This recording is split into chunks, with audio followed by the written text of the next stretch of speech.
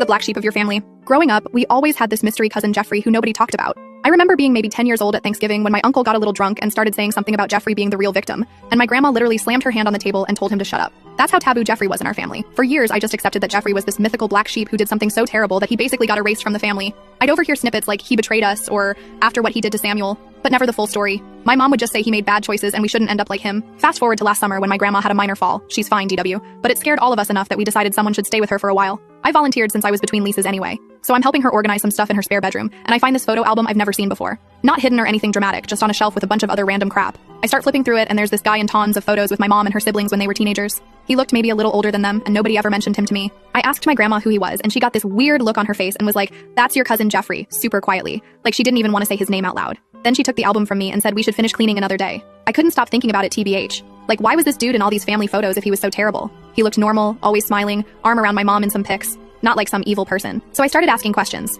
Big mistake, apparently. My mom completely shut down when I asked, told me it wasn't my business, and to respect my grandma's feelings. My dad claimed he didn't know much, but I could tell he was lying. None of my aunts or uncles would talk except for my Aunt Valentina, who was always the family rebel. Valentina agreed to meet me for lunch, but made me promise not to tell anyone we talked. According to Valentina, Jeffrey wasn't actually a bad person at all. He was my mom's cousin, and he lived with my grandparents for a few years as a teenager because his parents had died. Valentina said Jeffrey was super smart and went to college on a full scholarship, which was a big deal for our family back then. The way she described him was completely different from the family villain I'd imagined. She said he was funny and kind, always standing up for her when my grandfather was being strict. She actually started crying when she talked about him, saying she missed him every day and it wasn't fair what happened. When I asked what actually happened, why he was cast out, she got all panicked